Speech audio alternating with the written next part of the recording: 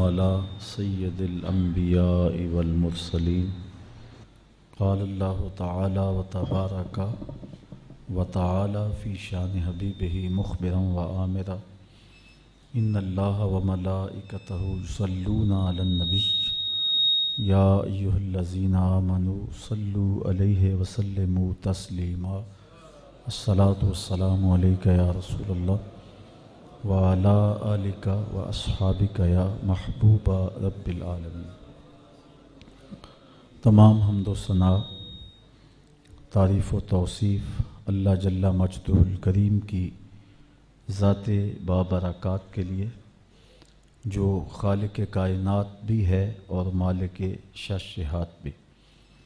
اللہ جل و علا کی حمد و ثنا کے بعد رسول رحمت، شفیع معظم، نبی محتشم، حضور ختمی المرتبت صلی اللہ علیہ وسلم کے حضور ناز میں اپنی عقیدتوں، ارادتوں اور محبتوں کا خراج پیش کرنے کے بعد واجب الاحترام، ذوی الاحتشام، معزز، مکرم، محتشم سامعین، عالی مرتبت، ذی وقار علماء کرام، سامعین، خواتین و حضرات، منتظمین، اہالیان سیالکوٹ، السلام علیکم ورحمۃ اللہ وبرکاتہ۔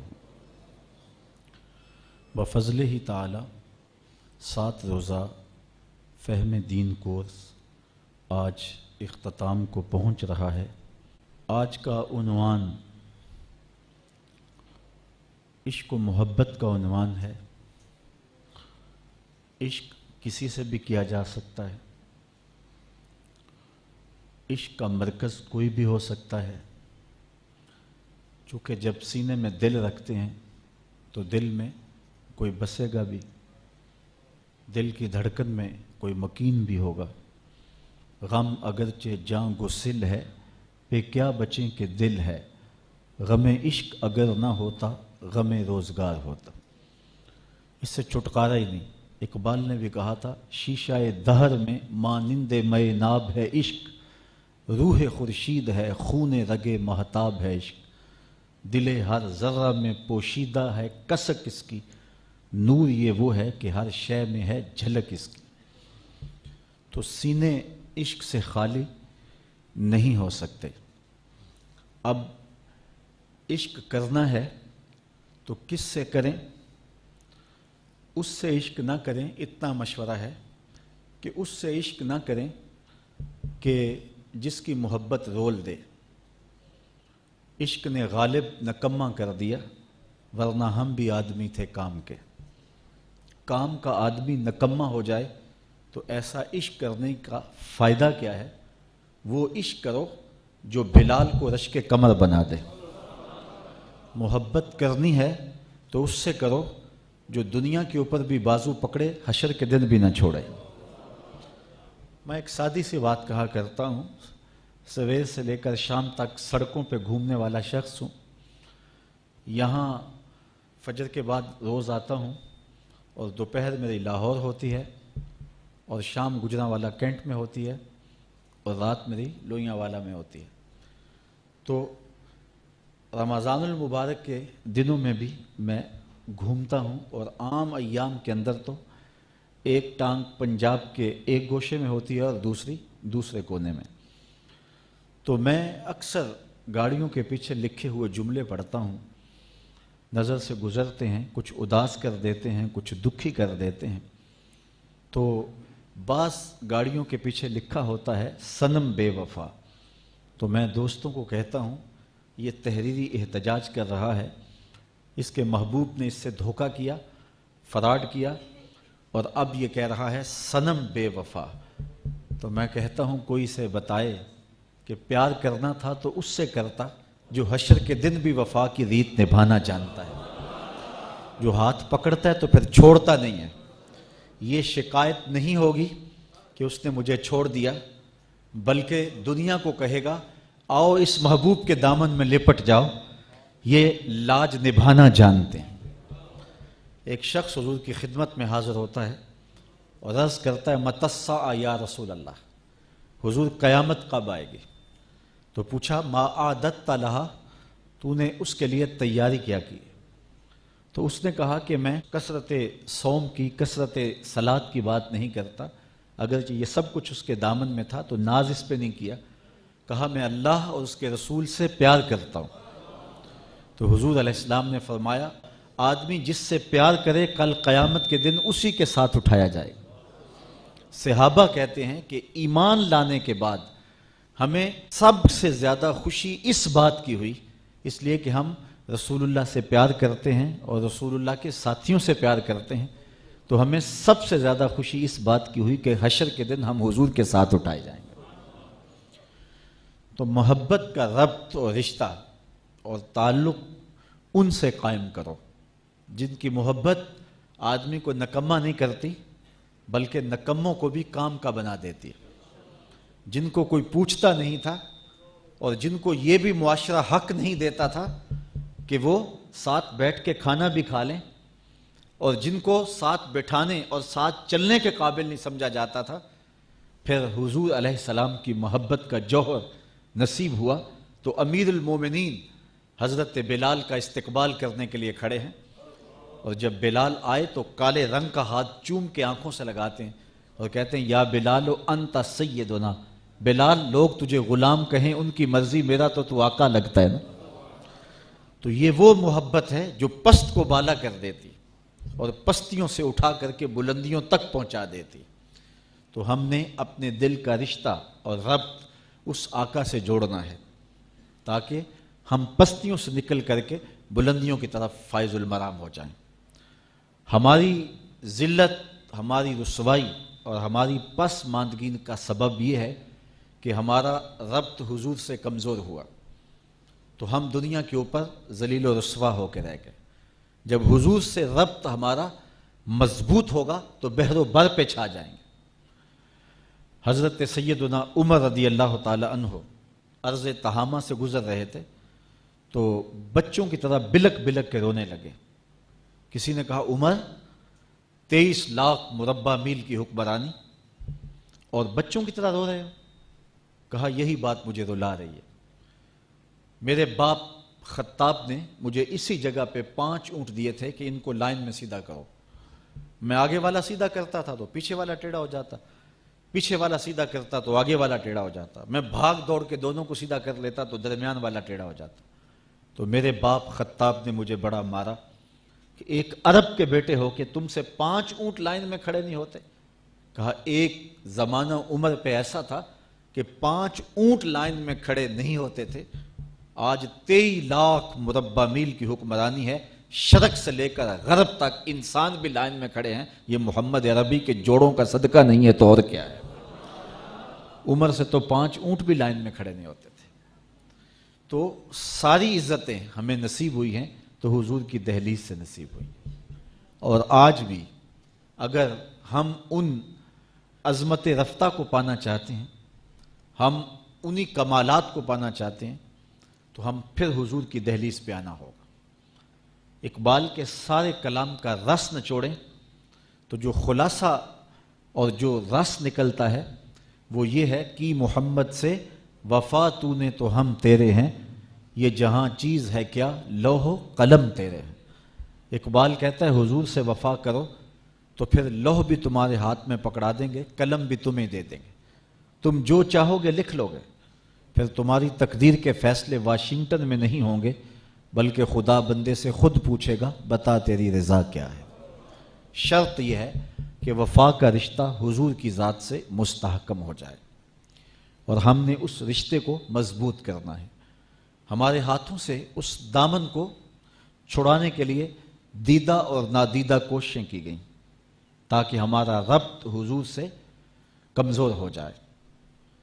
شاعر مشرق، نقاد مغرب، ترجمان حقیقت اور حکیم الامت علامہ اقبال علیہ رحمہ، جس نے اس امت کا مرض بھی دریافت کیا اور اس کا علاج بھی بتایا، وہ فرماتے ہیں عہد ما مارا زماد بیگانہ کر، از جمال مصطفیٰ بیگانہ کر۔ ہمارے عہد نے، ہمارے عصر رواں نے ہمارے ساتھ جو زیادتی کی وہ یہ ہے کہ ہمیں ہم سے دور کر دیا، اس لیے کہ ہمیں ذات رسالت مآب صلی اللہ علیہ وسلم سے دور کر دیا، ہمیں حضور علیہ السلام کی ذات کے حوالے میں نزاع میں مبتلا کر دیا۔ اور یہ کتنی بدبختی ہے کہ امتی بیٹھ کے نبی کا علم تول رہے ہیں، یہ کہتا ہے سیر ہے، دوسرا کہتا ہے سوا سیر ہے، تیسرا کہہ رہا ہے ایک چھٹانک اور ڈال لو۔ کس کو تول رہے ہو؟ شرم نہیں آتی؟ سونار کے چھوٹے سے ترازو پہ رتی اور ماشے کا حساب تو ہو سکتا ہے، منوں اور ٹنوں کا حساب تو نہیں ہو سکتا۔ عقل کے ترازو پہ مجھے شوق آئے تو میں آپ کو تول لوں، آپ کو شوق آ جائے چلو مجھے تول لو، لیکن جو نبیوں کا بھی امام ہو بھلا اسے تولا جا سکتا ہے؟ میں تو اپنے سیدھے لہجے میں کہا کرتا ہوں، ڈٹھے ورق قرآن دے پھول سارے، تیری شان جیا نہیں کوئی ہور ڈٹھا، تیری شان دا کرے مقابلہ جیڑا انہوں عاشقاں اصلی چور ڈٹھا۔ کوئی نور آکھے کوئی بشر آکھے، پیندہ رات دنے ایہو شور ڈٹھا، اللہ والیاں گل مکا دیتی تساں ہور ڈٹھا اساں ہور ڈٹھا۔ تم نے حلیمہ کی بکریوں کے پیچھے پیچھے دیکھا ہے، سدرہ پر جبریل کے آگے آگے نہیں دیکھا۔ اور اقبال کہتا ہے تو نے یوسف کو کنویں میں دیکھا تو کیا دیکھا، ارے ناداں جو مطلق تھا مقید کر دیا تو نے، تو ابھی تک کنان کے کنویں میں ڈھونڈ رہا ہے، وہ مصر کے تخت کا مالک بھی بنا ہوا ہے۔ تو اللہ وسعت نظر دے دے اور اللہ ادب نصیب فرما دے۔ میرے والد گرامی اللہ ان کی قبر پہ کروڑوں رحمتوں کا نزول کرے، فرمایا کرتے تھے یار نبی تو بہت بلند اور عظیم المرتبت ہستی ہے، اور لوگ نزاع کھڑا کر کے بیٹھ گئے اور ان کو تولنے لگے، کبھی علم کو تولتے ہیں، کبھی نظر کو تولتے ہیں، کبھی کمالات اور اختیارات کا وزن کرتے ہیں۔ فرمایا کرتے تھے کہ نبی تو نبی رہا، نبی کے غلام کی بننے والی بیوی حور جب میاں بیوی گھر میں الجھتے ہیں تو وہ جنت سے دیکھتی بھی ہے، سنتی بھی ہے اور آواز بھی دیتی ہے، قاتل کلا تیری خرابی ہو اسے کیوں تنگ کرتی ہے، یہ تو تھوڑے دن تیرے پاس مہمان ہے، یہ تو میرا شوہر ہے۔ کہاں سے دیکھتی ہے؟ جنت سے، اور جنت کہاں ہے؟ سدرہ سے آگے، اور وہاں سے حور دیکھتی ہے۔ بزرگوں کے یہ لفظ ہوتے تھے کہ حور کون ہے؟ میرے نبی کے غلام کی بننے والی بیوی۔ تو فرمایا کرتے تھے نبی کے غلام کی بننے والی بیوی کی نگاہوں کا یہ کمال ہے کہ وہ جنت سے دیکھتی ہے، یارو مدینہ تو دور ہی نہیں ہے۔ تو بدبختی ہوتی ہے کسی شخص کی کہ وہ اپنے عقل کے ترازو پہ نبیوں کو تولنے لگ جائے۔ یہ ہمارے ساتھ اقبال کہتا ہے جو ظلم کیا ہے وہ یہ کیا ہے کہ ہمیں ہم سے بیگانہ کر دیا۔ یار کوئی بیٹا باپ کو تولنے لگے اور کہے کہ میرے باپ کے پاس یہ بھی نہیں یہ بھی نہیں یہ بھی نہیں، تو مجھے بتاؤ کہ باپ کی نظر شفقت سے محروم نہیں ہو جائے گا؟ اور امتی تولنے لگے نبی کو تو اس کے پلے کچھ رہے گا؟ اعظم چشتی کا لہجہ تو سادہ ہے لیکن بڑا دل نشین ہے۔ وہ کہتا ہے یار نو میلی اکھ نہ ویکھی نہیں تا مرسیں کافر ہو کے، تیرے پلے کچھ بھی نہیں رہے گا اگر وہاں تیری آنکھ کا جو ہے وہ گوشہ بھی بھٹک گیا تو تیرے پلے کچھ نہیں رہے گا۔ یہاں تو سانس بھی احتیاط سے لیا جاتا ہے، یہ اتنی نازک بارگاہ ہے۔ عزت بخاری کا شعر ہے، اقبال نے اپنے کلام میں درج کیا، ادب گاہیست زیر آسماں از عرش نازک تر، نفس گم کردہ می آئے جنید و با یزید اینجا۔ یہاں تو جنید بغدادی اور با یزید بستامی آئیں، وہ بھی سانسوں کو روک کے آتے ہیں۔ اللہ اکبر، وہ بھی سانسوں کا شور، کہتے ہیں کہیں بے ادبی نہ ہو جائے۔ ایک بزرگ تھے، ساری زندگی مدینۃ المنورہ کی یاد میں تڑپتے رہے کہ کہیں وہ دیار نور نصیب ہو جائے، حضور علیہ السلام کے روضے پہ حاضری نصیب ہو۔ عمر کے آخری حصے میں مقدر جاگا اور دیار حبیب کی حاضری نصیب ہوئی۔ تلامذہ مریدین کا حلقہ ساتھ تھا اور قدم قدم پہ آنسو ٹپکتے ہیں۔ اللہ آپ کو نصیب کرے۔ جب یہ آپ کو معلوم ہوتا ہے کہ میرا ویزا لگ گیا ہے تو پھر آنسو نہیں تھمتے، پھر ہر دن اور ہر لمحہ اور ہر سانس ایک مہک لیے ہوئے طلوع ہوتی ہے، ایک عجیب کیفیت ہوتی ہے۔ تو پھر قدم قدم پہ آنسو، وارفتگی کیفیات کا جہاں جب حضور کے شہر نور میں پہنچتے ہیں اور روضہ انور کے پاس جاتے ہیں، مواجہ شریف کے روبرو حاضر ہوتے ہیں، تو چند لمحوں کے لیے رکے اور آگے بڑھ گئے۔ تلامذہ اور مریدین کا خیال کچھ اور تھا کہ عمر بھر کی حسرتیں ہیں، کتنے دکھڑے ہیں جن کی گٹھڑی باندھ کے لائے ہیں، حضور کے سامنے رکھیں گے تو پتہ نہیں کتنا وقت لگ جائے گا، لیکن یہ چند لمحے رکے اور آگے بڑھ گئے۔ مریدین کی توقع کچھ اور تھی، انہیں حیرت ہوئی۔ ہر شخص کی کیفیت اپنی ہوتی ہے۔ ایک کیفیت یہ بھی ہے کہ ایک بوڑھا حضور کے روضہ انور کے قریب سے گزرنے لگا تو اپنے بڑھاپے کو آواز دیتا ہے، پکارتا ہے کہ اے بڑھاپے، تو نے مجھے کہاں کہاں نہیں گرایا اور میرے ساتھ کیا کیا ستم نہیں ڈھائے، آج تو کہاں چلا گیا ہے؟ اے ذوف مدد کر، در احمد پہ گرا دے، دربان کہیں اٹھ کہوں اٹھا نہیں جاتا۔ تو ایک کیفیت یہ بھی ہے، لیکن اس کی کیفیت نرالی تھی کہ 2 لمحوں کے لیے رکے اور آگے بڑھ گئے۔ خیر، تلامذہ نے، مریدین نے پوچھا، حضرت بات سمجھ میں نہیں آئی، ہمارا خیال تھا کہ بچپن سے سلگتے ہوئے، روتے ہوئے اور مدینے کے انتظار میں تڑپتے ہوئے زندگی گزری، تو آج موقع آیا ہے تو دل کی حسرتیں نکالیں گے، پتہ نہیں کتنی گٹھلیاں باندھ کے لائے ہیں دکھوں کی جو حضور کے سامنے کھولیں گے۔ لیکن ظہوری کہتا ہے دکھ درد کے ماروں کو غم یاد نہیں رہتے، جب سامنے آنکھوں کے غم خار نظر آئے۔ اور ایک شاعر بولا، یہ الگ بات ہے کہ تم آئے ہو تو کوئی نہیں، ورنہ درد تو یہاں ہزار رہتے ہیں۔ تو کہا حضرت سمجھ نہیں آئی، تو فرمانے لگے تم نے اب پوچھ لیا تو سنو، میں نے سانس روکنے کی مشق کی ہوئی تھی، جتنی دیر تک سانس رکا رہا حضور کے روبرو کھڑا رہا، جب سانس چلنے لگا تو میں آگے بڑھ گیا، کہیں سانسوں کا شور بے ادبی نہ بن جائے۔ محبت والوں کے تو یہ انداز ہوا کرتے ہیں، پیار والوں کے تو یہ طریقے ہوتے ہیں۔ اور کہاں کہ ترازو گاڑے جا رہے ہیں اور اس کو تولا جا رہا ہے جو تولا نہیں جا سکتا، اس کو ناپا جا رہا ہے جو ناپا نہیں جا سکتا۔ تو محبتوں کا فقدان ہو گیا اور سینے سے وہ نور چھن گیا اور نقصان ہو گیا۔ آئیے دوبارہ سے اس پیار کی جوت کو جگائیں اور حضور سے تعلق کو مضبوط کریں۔ ایسے لوگوں کی طرف ٹیڑھی نظر سے بھی نہ دیکھیں، لٹ جائیں گے، کچھ پلے نہیں رہے گا۔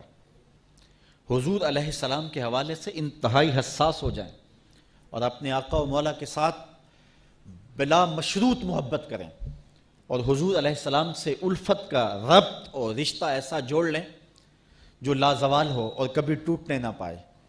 اعلی حضرت تو کہتے ہیں کہ لحد میں عشق رخ شاہ کا داغ لے کے چلے، اندھیری رات سنی تھی چراغ لے کے چلے۔ وہ کہتے ہیں یہ چراغ تو ہم قبر میں بھی لے کے جا رہے ہیں، اس لیے کہ اس قبر میں بھی اجالا ہوگا تو عشق رسول کا ہوگا۔ دل دے دیوے دی روشنائی، میاں صاحب بولے دل دے دیوے دی روشنائی جاوے وچ زمینہ۔ تو اس روشنی نے دنیا میں بھی اجالے کرنے ہیں اور قبر میں بھی اجالے کرنا ہے۔ مجھے یاد آئے شیخ عبدالحق محدث دہلوی فرماتے ہیں جب سے یہ سنا ہے کہ قبر میں حضور آئیں گے، پتہ نہیں موت کہاں مر گئی ہے، جی چاہتے ہیں زندہ ہی قبر میں چلے جائیں۔ اللہ اکبر، اس لیے کہ وہاں حضور آئیں گے۔ یہ تو محبت والوں کی بولی ہے، یہ تو پیار والوں کا انداز ہے۔ تو حضور علیہ الصلوۃ والسلام کی محبت، حضور کا پیار ایک مومن کے سینے کا زیور ہے۔ یار یہ تو وہ محبوب ہیں جو صرف انسانوں کے محبوب نہیں ہیں، بلکہ کائنات کی ہر شے کے محبوب، محبوب دو عالم سرور عالم صلی اللہ علیہ وآلہ وسلم۔ اور تمہیں پیار کی ایک کہانی سناؤں۔ مسجد نبوی کا ماحول ہے، ہجوم عاشقاں ہے، صحابہ بیٹھے ہیں، آقا کریم منبر پر جلوہ فراز ہونے لگے تو ایک جانب سے رونے کی آواز آنے لگی، کوئی سسکیاں لے لے کے رو رہا ہے۔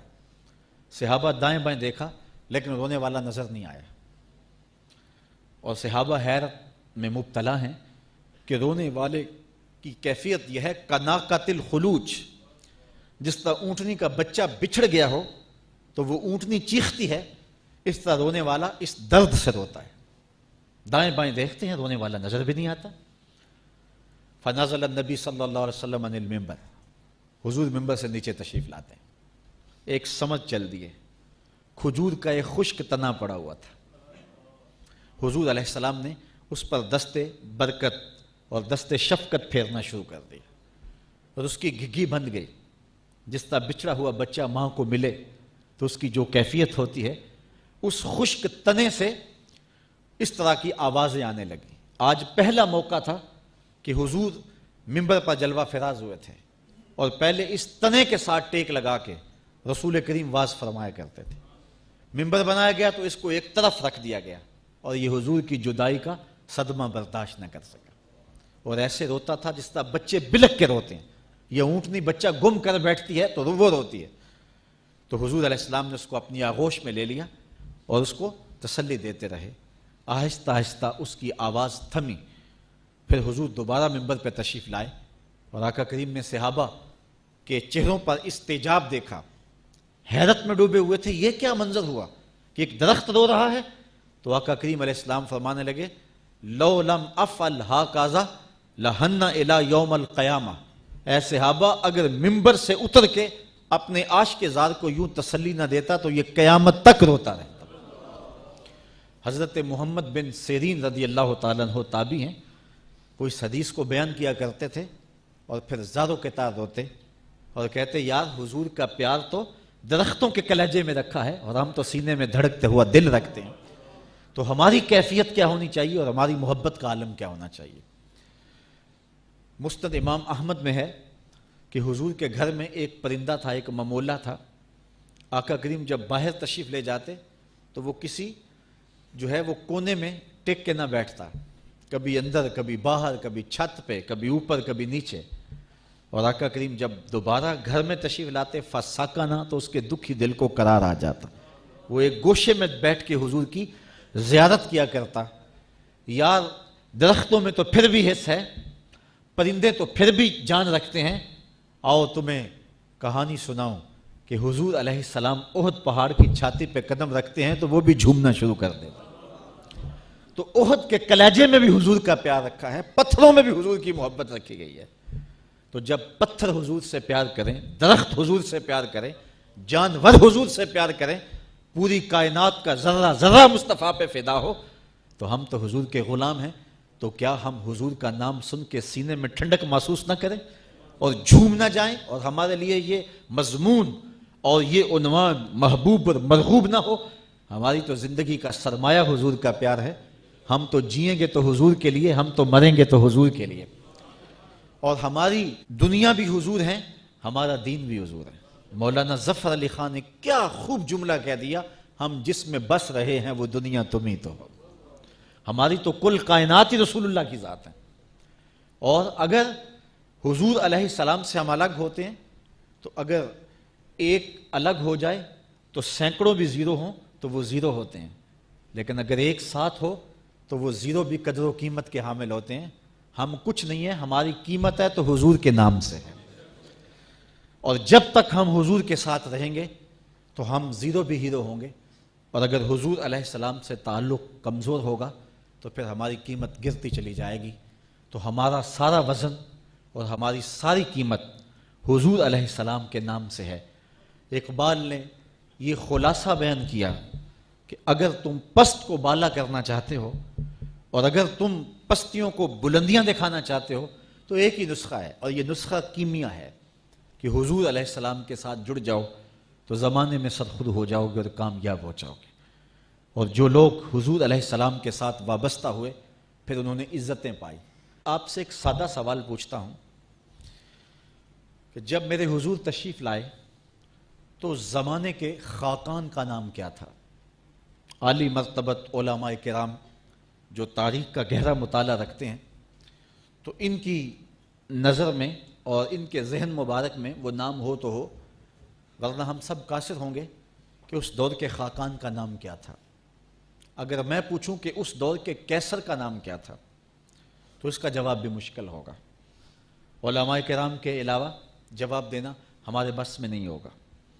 اگر میں کہوں کہ اس دور کے کسرا کا نام کیا تھا تو بہت تھوڑے لوگ جانتے ہوں گے. یہ اس دور کا اوباما تھا، لیکن اس حال میں اور اوپر دو حالوں میں اور اس سے پچھلے حال میں اور باہر تا حد نظر لوگ جو بیٹھے ہیں تو شاید انگلیوں پہ گنے جا سکیں جو بتائیں کہ اس دور کے کسرا کا نام کیا تھا، جبکہ اس دور کا جو ہے وہ اوباما تھا۔ لیکن میں اگر یہ سوال کروں کہ مجھے بتاؤ کہ میرے رسول کے مؤذن کا نام کیا تھا، تو ایک ایک بچہ اٹھ کے بلال حبشی کے نام کا نعرہ لگائے گا کہ نہیں لگائے گا؟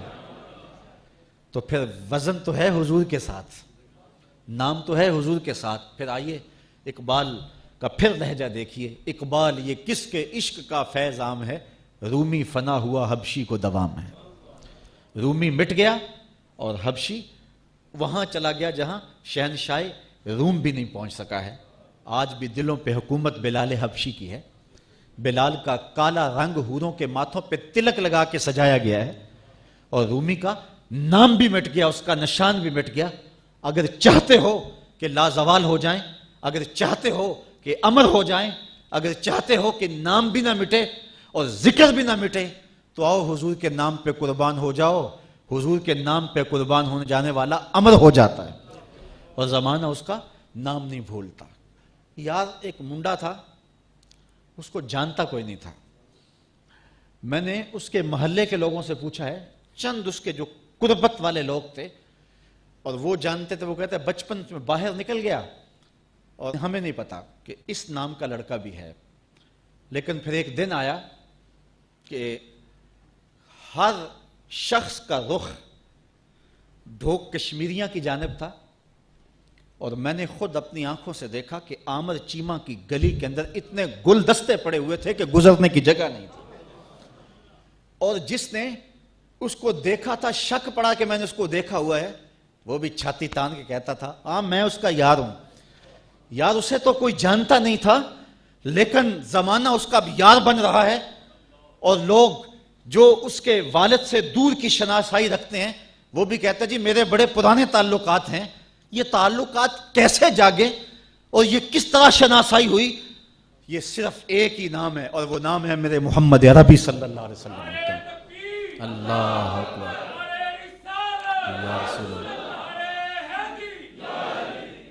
نہیں تو لاہور کے کوچائے چابک سواراں کی کہانی سن لو۔ بیٹا لوہاروں کا ہے اور دکان پہ ٹھک ٹھک کرتا ہے، اور اسے کوئی گلی میں بھی نہیں جانتا، اور پھر ایک دن آیا وہ زمانے کے سینوں کے اندر دھک دھک کرنے لگا۔ امیر ملت پیر جماعت علی شاہ رحمۃ اللہ تعالی، اس زمانے میں جن کے 1,00,000 مریدین تھے، کوئی معمولی نام نہیں ہے امیر ملت علیہ رحمہ کا۔ امیر ملت جنازے میں شامل ہوئے، غازی علم الدین لوگوں کے کندھوں پہ جا رہا تھا، اور امیر ملت کی آنکھوں میں آنسو تھے، اور کہنے لگے لوگوں میں نے بڑے بڑے بادشاہوں کی کہانیاں سنی ہیں، میرے دل میں کبھی امنگ نہیں جاگی کہ میں فلاں بادشاہ ہوتا۔ فقیر خود شہنشاہ ہوتا ہے۔ کہا بڑے بڑے پہلوانوں کے تذکرے پڑے ہیں، میرے دل میں یہ آرزو نہیں جاگی کہ فلاں پہلوان میں ہوتا۔ فرمانے لگے ہاں ہاں میں نے بڑے بڑے ولیوں کے تذکرے پڑھے ہیں، میرے دل میں یہ تمنا بھی نہیں ہوئی کہ فلاں ولی میں ہوتا۔ آج میرے دل میں رہ رہ کے خیال آ رہا ہے کاش آج اس چارپائی پہ میں ہوتا۔ میں نے خود اپنی آنکھوں سے غازی عامر چیمہ کہ مزار کی پائنتی پر ایک سید زادے کو روتے ہوئے دیکھا ہے، اور وہ ساتھ کہہ رہا تھا ربا میں تینوں یہ نہیں کہندا مینوں عامر چیمہ بنا دے، مینوں دے قدماں دی مٹی ہی بنا دے۔ تو یہ سرخروئی ہے حضور علیہ السلام کے دامن سے وابستہ ہونے کا، یہ صلہ نصیب ہوتا ہے۔ ہر کے عشق مصطفیٰ سامان اوست، بحر و بر در گوشائے دامان اوست۔ اقبال کہتا ہے کہ اگر حضور کا عشق سامان زندگی بن جائے پھر کیا بھوک رہ جاتی ہے بندے کو، پھر بحر و بر اس کے دامن کے کونے میں بندھے ہوئے ہوتے ہیں، اور دنیا اس کے پیچھے پیچھے ہوتی ہے اور وہ نظر اٹھا کے بھی نہیں دیکھتا۔ اگر حضور کے غلام بن جاؤ گے ساری کائنات تمہاری ہو جائے گی۔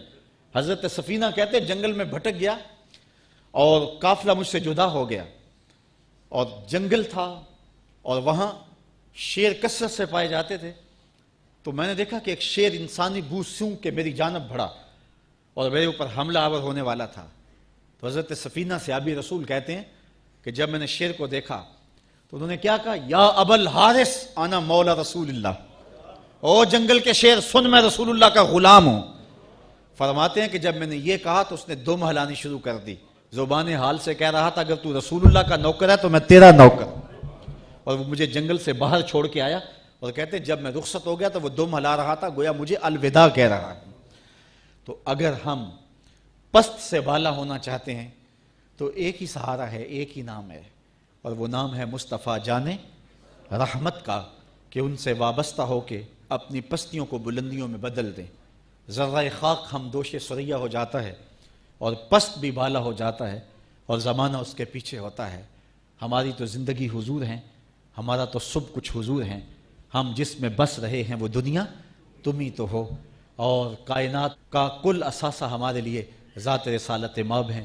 اس لیے آج اس کورس کا اختتام ہم حضور کے نام سے کر رہے ہیں، اور اسی عزم کے ساتھ کہ جو زندگی کی باقی ساعتیں ہمارے پاس میسر ہیں، ہم جئیں گے تو حضور کے لیے، ہم مریں گے تو حضور کے لیے، اور حضور سے وفا کا رشتہ مستحکم رکھیں گے تو یہ دنیا بھی ہماری ہے، بحر و بر بھی ہمارے ہیں، اور آخرت بھی ہماری ہے۔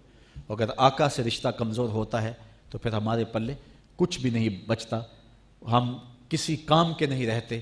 تو ان کی نسبتوں نے ہماری زندگی کو سنوار دیا اور زندگی کو نور دیا اور زندگی کو جمال دیا۔ اللہ مجھے آپ کو اپنی رحمتوں اور کرم نوازیوں کا نور نصیب فرمائے۔ پورے 7 دن آپ تسلسل سے سنتے رہے اور میں بولتا رہا، درمیان میں وقفہ نہیں دیا آپ کو ایک نعرے کا بھی، لیکن آج عشق رسول کا عنوان ہے تو میں خود ایک نعرہ لگا لیتا ہوں تاکہ آپ کی ذوق کی آبیاری بھی ہو جائے۔ تو جب نعرہ لگے تو وہ کڑکتی بجلیوں کے ماحول میں ہو، اس حال والوں کی آواز جو آخری حال میں بیٹھے ہیں ان تک پہنچے اور ان کی آواز یہاں تک پہنچے، اور وہ دل کی صدا ہو، دل کی آواز ہو، اور پھر ہم سلام پڑھیں گے اور سلام کے فوراً بعد انشاءاللہ دعا کی طرف بڑھیں گے۔ نعرہ تکبیر! اللہ آپ کو دنیا آخرت کی بلائیاں نصیب فرمائے۔ یہ وہ جذبے ہیں جو دلوں سے نکلتے ہیں، اور ایسی قوم کو کوئی نہیں دبا سکتا جس قوم کے سینوں کے اندر یہ حرارت اور یہ جذبے موجود ہو۔ جب بندہ کہتا ہے اللہ اکبر تو اس کا معنی ہوتا ہے اللہ سب سے بڑا ہے۔ پھر ہر فرعون کو، ہر حامان کو، ہر قارون کو، ہر شدید کو، ہر شداد کو، اور ہر قوت جو اپنے آپ کو سپر کہہ رہی ہے وہ پاؤں تلے روند کے کہتا ہے تو کیا ہے، میرا اللہ سب سے بڑا ہے۔ اور جب بندہ یا رسول اللہ کہہ رہا ہوتا ہے تو اس کا دامن پھیلا ہوا ہوتا ہے اور وہ سبز گنبد پر اترنے والی رحمتوں کی خیرات مانگ رہا ہوتا ہے کہ یا رسول اللہ میں بھکاری ہوں آپ کی دہلیز کا، میں نوکر ہوں آپ کی چوکھٹ کا، اور وہ خیرات مانگ رہا ہوتا ہے۔ تو جب بھی یہ نعرے لگائیں، یہ رسمی نعرے نہ لگایا کریں، اللہ اکبر کہیں تو پھر اللہ کی بڑائی بول رہے ہوں اور ہر فرعون کو پاؤں تلے روند رہے ہوں، اور جب یا رسول اللہ کے لفظ لبوں پہ ہوں تو پھر جھولیاں ادب سے پھیلی ہوئی ہوں اور حضور کی بارگاہ میں استغاثہ کر رہے ہوں۔ کچھ لوگ کہتے ہیں تم بھی عجیب لوگ ہو، یا رسول اللہ کہہ کے آگے کچھ بھی نہیں کہتے، جب کہتے ہو یا رسول اللہ اس کے آگے کچھ بھی نہیں کہتے۔ وہ کہتے ہیں میں آواز دوں کسی کو اس کا نام لے کے، بلال نام ہے بلال، تو وہ مخاطب ہوگا، تو آگے میں کچھ کہوں گا کہ پانی دو، یہ کرو وہ کرو، کچھ تو کہوں گا، میرے پاس آؤ میں تمہارے پاس آنا چاہتا ہوں۔ تو تم یا رسول اللہ کہہ کے ایک دفعہ آواز دیتے ہو پھر اس کے بعد کچھ کہتے ہی نہیں ہو، یہ تو تمہارا نعرہ ہی مکمل نہیں ہے۔ یہ بات کی جاتی ہے یہ نعرہ کامل نہیں ہے، پورا نہیں ہے۔ تو اس کے علماء نے بڑے جواب دیے ہیں، لیکن میں سادہ سا جواب یہ دیتا ہوں، میں کہتا ہوں کہ جب بچہ بلکتا ہے اور وہ کہتا ہے امی، آگے کچھ نہیں کہتا، ماں جانتی ہوتی ہے اسے دودھ چاہیے، یہ سردی میں ٹھٹر رہا ہے اسے کپڑا چاہیے، اسے بھوک لگی ہے اسے کھانا چاہیے، اسے پیاس لگی ہے اسے پانی چاہیے۔ بیٹے کا کام بلک کے امی پکارنا ہوتا ہے، امی کو پتا ہوتا ہے اس کو کیا دینا ہے، تو عاشق نے یا رسول اللہ پکارنا ہوتا ہے، پھر رسول کو پتا ہوتا ہے غلام کو کیا دینا ہے اور اس کو کیا چاہیے۔ جب سارے پکار رہے ہوتے ہو سکتا ہے ہر کی خواہش الگ الگ ہو، تو پھر رسول اللہ ہر کو الگ الگ دے رہے ہوں۔ اللہ اکبر، ظہوری کہتے ہیں ایک پیا سن دائے لکھاں دیاں بولیاں۔ اللہ اکبر، آقا دے چفیرے نے غلاماں دیاں ٹولیاں تے ایک پیا سن دائے لکھاں دیاں بولیاں۔ اللہ اکبر، جب حضور کے روضے پہ جائیں نا، نصیب ہو آپ کو، تو باب جبریل سے لوگ باہر نکل رہے ہوتے ہیں، تو مجھے اقبال کا شعر وہاں بڑا یاد آتا ہے، شش جہت روشن زتاب روئے تو، شش جہت روشن زتاب روئے تو، ترکو تاجی کو عرب ہندوئے تو، اقبال کہتا ہے 6 سمتیں آپ کے چہرے کے نور سے چمک رہی ہیں. حضور یہ ترک بھی تیرے ہیں, یہ عرب بھی تمہارے غلام ہیں, اور یہ تاجک بھی تمہارے نوکر ہیں, اور یہ ہندوستان کے رہنے والے بھی تمہارے نوکر ہیں. پوری کائنات تیری ہی دہلیز کی بکاری ہے. وہاں تو شاہ بھی جولی پھیلا کے مانگ رہے ہوتے ہیں, اور میرے امام بولے اس گلی کا گدا ہوں میں جس میں مانگتے تاجدار پھرتے ہیں. تو آئیے تکبیر کا نعرہ اس کے تقاضوں کے ساتھ, اور رسالت کا نعرہ اس کے تقاضوں کے ساتھ. حضور کی رحمت کو آواز دیں. جس طرح بیٹا امی کہہ کے چپ ہو جاتا ہے, تم یا رسول اللہ کہہ کے چپ ہو جاؤ, پھر کیا ضرورت ہے تمہاری, تم نہیں جانو گے, رسول جانتے ہوں گے. اللہ اکبر. تمہاری وہ ضروریات بھی ہوں گی جو تم نہیں جانتے ہو گے, رسول اللہ ان کو بھی جانتے ہوں گے. تو آئیے پھر حضور کی بارگاہ میں بھی استغاثہ کریں, اور نعرہ تکبیر لگا کر کے اپنی محبتوں کا اظہار کریں, اور پھر فوراً ادب سے کھڑے ہو جائیں گے, اور پھر نظریں جھکی ہوں گی, اور اپنے آپ کو مواجہ شریف کے سامنے کھڑا کر کے یوں کہہ دیں گے مصطفیٰ جان رحمت پہ لاکھوں سلام. اور پھر ہاتھ اٹھیں گے اور اللہ کی بارگاہ میں دعا مانگیں گے. حضور کا صدقہ اللہ تعالی ہمیں جو مانگیں گے عطا فرمائے گا. تو 2 نعرے میرے ساتھ لگا لیں. نعرہ تکبیر, نعرہ تکبیر, نعرہ تکبیر, نعرہ رسالت, نعرہ رسالت, نعرہ رسالت. پاکستان پاکستان, پاک فوج, پاک فوج کی محمد سے وفا, تو نے تو ہم تیرے ہیں, یہ جہاں چیز ہے کیا لوگوں قلم. پیارے نبی ہر طرف دی خوشی, 400